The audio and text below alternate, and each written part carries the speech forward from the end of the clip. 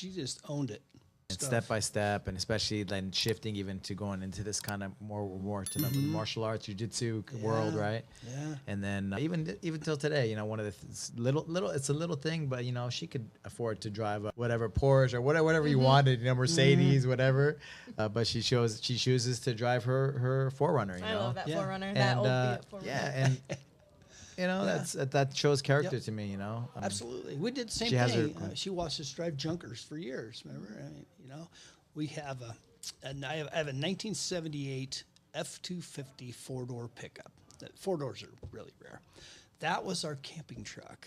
And we used to load up the jet skis and load up the camper, and I pulled the jet ski trailer behind the camper with this old truck, right? And that old truck has so many family members. In fact, her sister, I was teasing her here a while back. She says, I said, can I sell that truck? She goes, no. She goes, you want me to put you in a home? I fast forward to that too. Another thing in our life. So I really got into classic cars. Her friend was asking me, how many cars do you have? And I couldn't remember. And I have 19. 19 cars and trucks. Yeah. You got And- the property, right? Oh, Here, right, like, right, oh right. man. So this old green truck I had it appraised because I thought, I'm going to put it back on the road, you know. That truck, 25 years ago, I paid $2,500 for it. And that truck appraised at $23,000 for this old truck.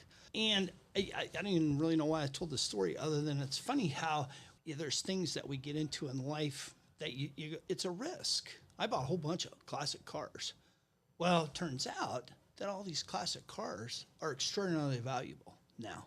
And so there again, it was a risk. I just did this, 3 years ago? I had a King Ranch pickup, I had an Escalade, and it's something else. I sold them all. Oh yeah, that was a cool one. But I sold all those vehicles. They were my daily driver's trucks because I was like, I want some cash to go buy all these old cars. And it's turned out to be a great thing. We're sitting on, I don't even know, $200,000 worth of these old vehicles. And it's like, oh, cool. That was a pretty passion good. of yours too, right? The cars and mechanic. Yeah, I and love working on classic them. cars. Yeah, I love classic cars, and they're so much fun. Yeah. We just did her cousin Ben got married, and I have a '76 Lincoln Continental Mark IV.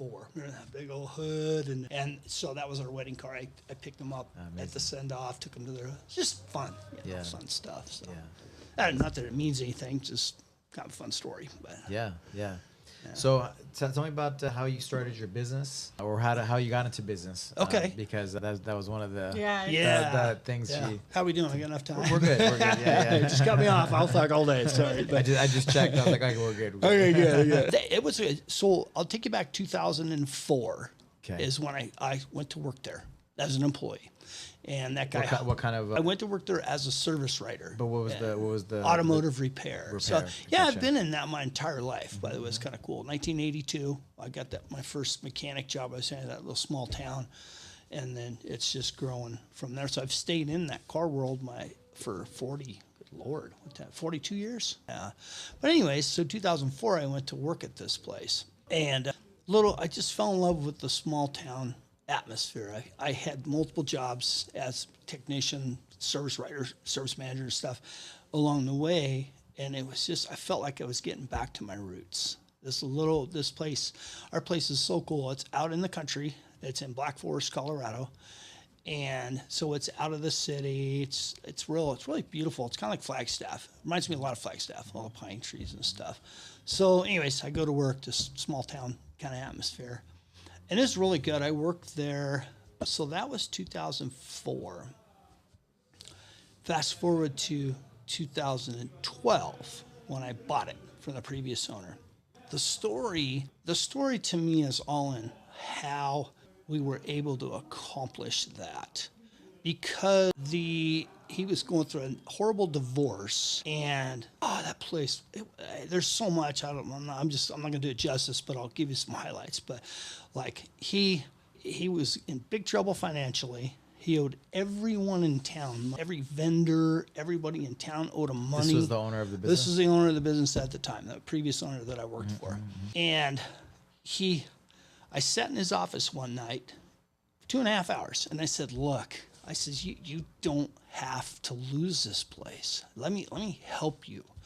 And I laid out a whole plan for him where in 12 months he could have completely reversed that and turned it all around and really it would have done well. But he was so defiant and wouldn't listen to anybody.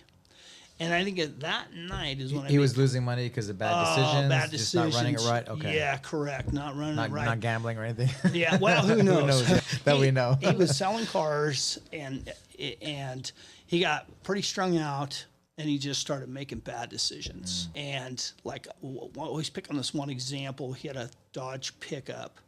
He would buy salvage title vehicles and fix them up. Now, that's not a bad thing. When he first started, he was doing very well. He knew how to pick them. He knew it because he had a mechanical background. But this one truck was such a great example. I used it in that meeting that night. I talked to him. He bought this truck. He had $30,000 in it by the time it was done. Well, he was always behind the 8 ball financially, and he dumped it for $17,000 to make payroll. Oh, wow. But he would do that kind of stuff over and over and over again.